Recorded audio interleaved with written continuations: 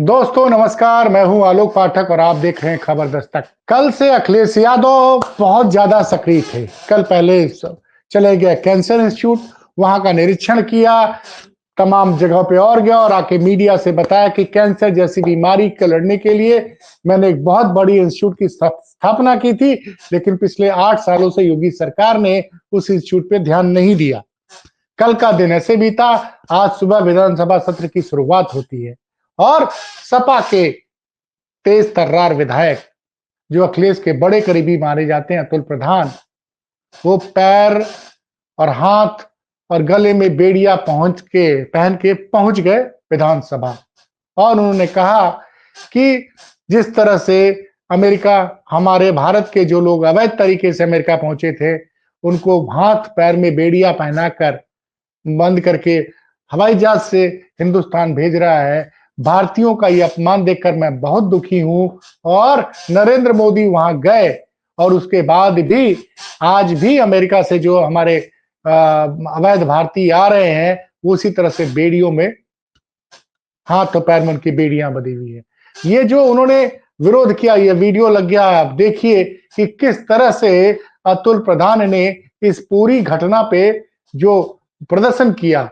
विधानसभा सत्र की शुरुआत होती है और हाथ पैर और गले में बेड़ियां पहन के वो आ जाते हैं मीडिया के सामने।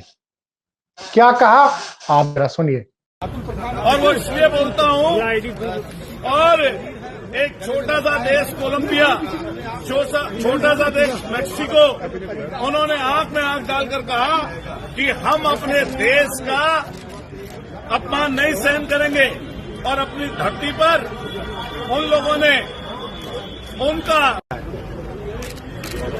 शर्म नहीं आती।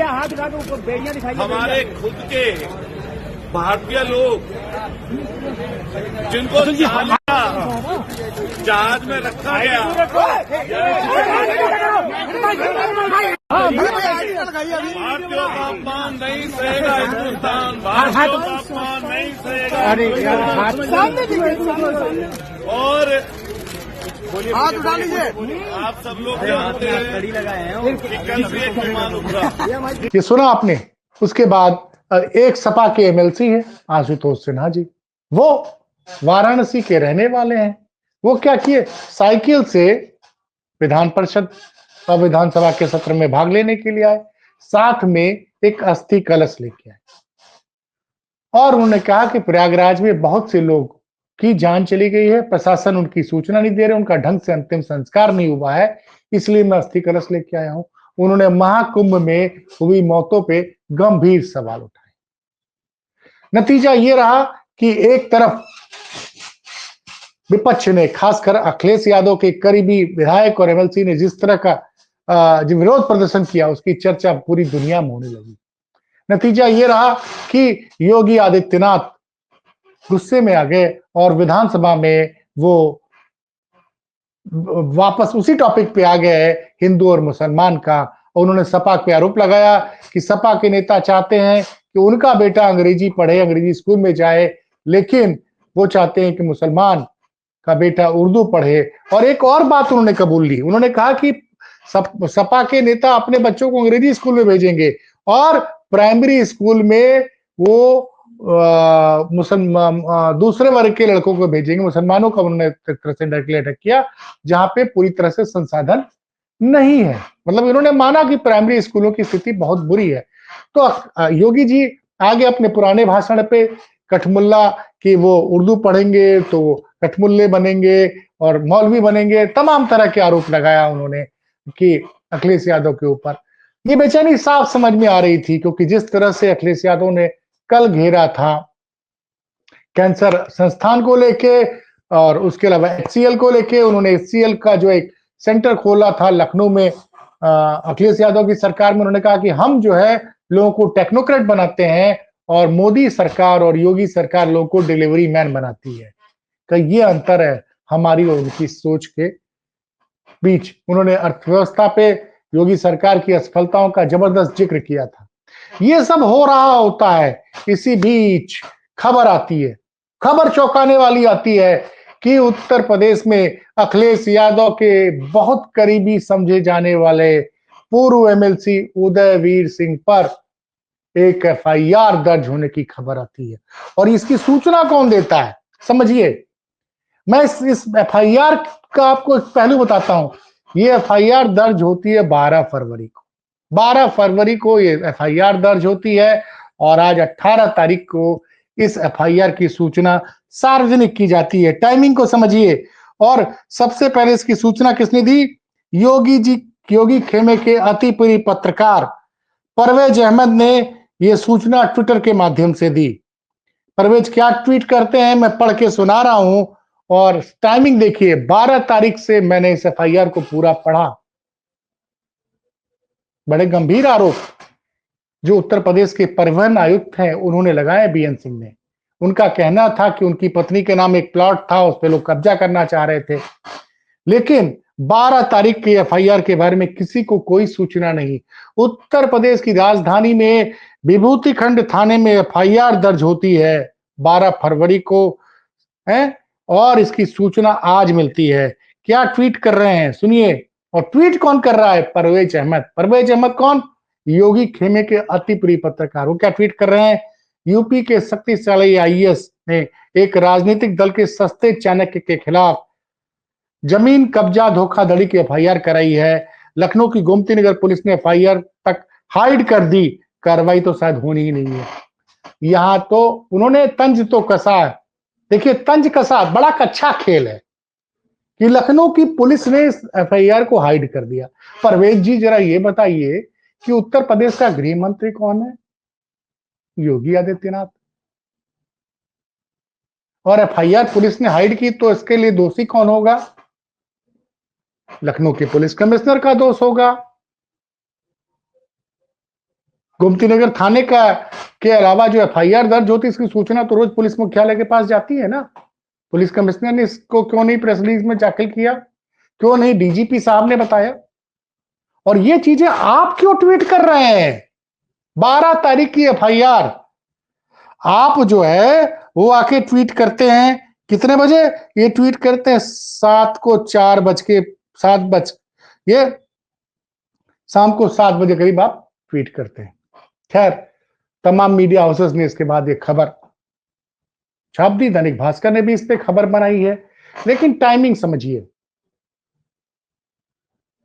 अखिलेश के करीबी के खिलाफ एफआईआर मैं बता रहा हूं उदयवीर सिंह अखिलेश यादव के बड़े करीबी हैं, एमएलसी भी रहे हैं 2017 से 2022 तक, 2016 से 2022 तक एमएलसी हैं, रहे एटा के रहने वाले हैं, काफी पढ़े लिखे नेता हैं। मैंने उनके ऊपर आरोप लगा कि ये जो लोग प्लाट कब्जा करने की कोशिश कर रहे थे उसकी जानकारी उदयवीर सिंह को थी। और ऐसा आईएएस महोदय ने कोई ऑडियो सबूत के तौर में दिया जिसमें वो बता रहे हैं कि कोई व्यक्ति बता रहा है कि ये पूरी साजिश उदयवीर सिंह के दिल्ली आवास पर हुई है। इसलिए उन्होंने उसमें इस मामले में प्लॉट कब्जा करने वाले के मामले में 420 की एफआईआर में उदयवीर सिंह को भी नामजद किया। उदयवीर सिंह को मैं व्यक्तिगत रूप से जानता हूं, लेकिन मैंने कई लोगों से बात की। लोगों ने कहा कि नहीं उदयवीर सिंह ऐसे व्यक्ति नहीं है। देखिए मैं बहुत ज्यादा नहीं जानता हूं, मेरा जो थोड़ा बहुत मैंने पूछा सपा के कई नेताओं से, उन्होंने कहा सब कुछ कर सकते हैं उदयवीर सिंह जी, इस तरह के अपराध नहीं कर सकते। खैर ये जांच का विषय है।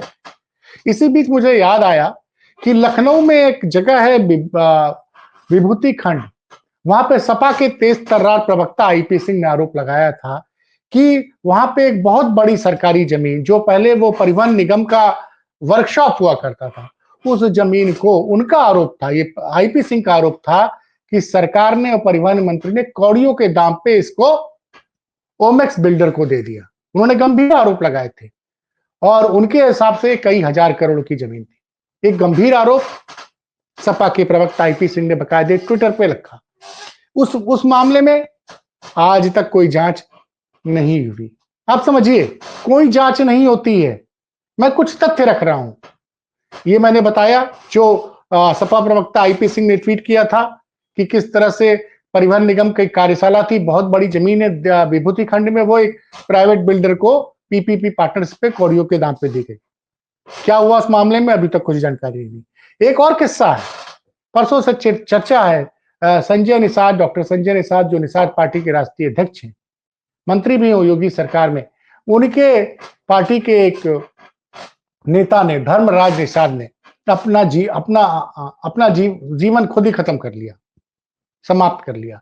लेकिन उसने फेसबुक पोस्ट लिखी और बोला कि मैं ये कदम इसलिए उठा रहा हूं कि मुझे डॉक्टर संजय निषाद, उनके दोनों बेटों ने बहुत तंग किया था। इस प्रताड़ना से मैं थक गया था, इसलिए मैं अपना जीवन लीला खुद समाप्त कर रहा हूं। नामजद फेसबुक पोस्ट है, लेकिन एफआईआर में संजय निषाद का एक नाम नहीं है। तो ये ठीक है भाई, आप विपक्ष का, वो धर्मात्मा निषाद की मौत के मामले में मंत्री का नाम नहीं। आईपी सिंह आरोप लगा रहे हैं कि परिवहन निगम की जो वर्कशॉप था विभूति खंड में, उनका आरोप था कई सैकड़ों करोड़ की उसको औने पौने दाम पे ओमेक्स बिल्डर को बेच दिया गया। तो इन आरोपों की जांच होनी चाहिए।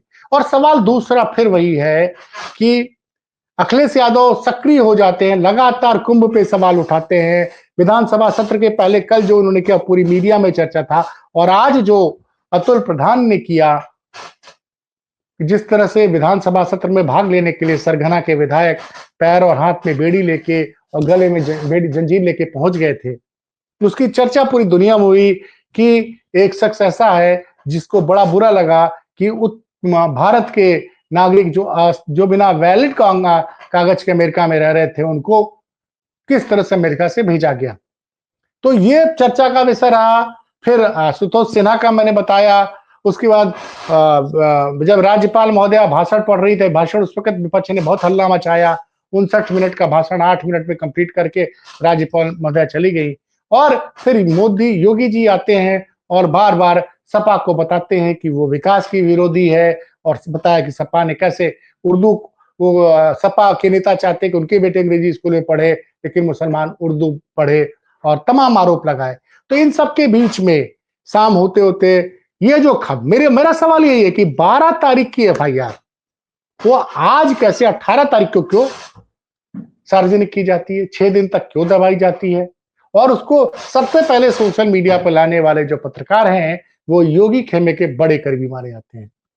तो ठीक है, कल से माहौल था। अब सपा के करीबी, अखिलेश यादव के बहुत करीबी माने वाले उदयवीर सिंह पर गंभीर धाराओं में 420 का आरोप लगाया है कि उन पे आरोप लगा एक जमीन को कब्जा करने का। गंभीर धाराओं में मुकदमा है। अब देखिए इस मामले में कब कार्रवाई होती, कब जांच होती है। फिलहाल अब आप समझ गए होंगे कि अखिलेश यादव बहुत एग्रेसिव हुए। अतुल प्रधान ने किया धरना प्रदर्शन जेडीयू बंजीरों के साथ। आशुतोष सिन्हा पहुंच गए विधानसभा में एक अस्थि कलश लेके, और शाम होते होते अखिलेश के करीबी के खिलाफ जो एफआईआर 12 फरवरी की होती है, उसको सार्वजनिक किया जाता है 18 फरवरी को। तो क्या है खेल, और शाह मात का खेल में कौन जीतेगा ये तो वक्त बताएगा। फिलहाल आपकी ब्रेकिंग खबर मैंने बता दी। अभी की ब्रेकिंग खबर मैंने आपको दे दी। खबर दस्तक देखते रहिए और चैनल को शेयर और सब्सक्राइब कीजिए।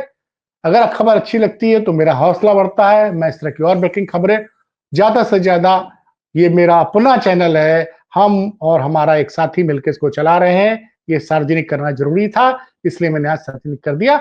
बहुत बहुत धन्यवाद।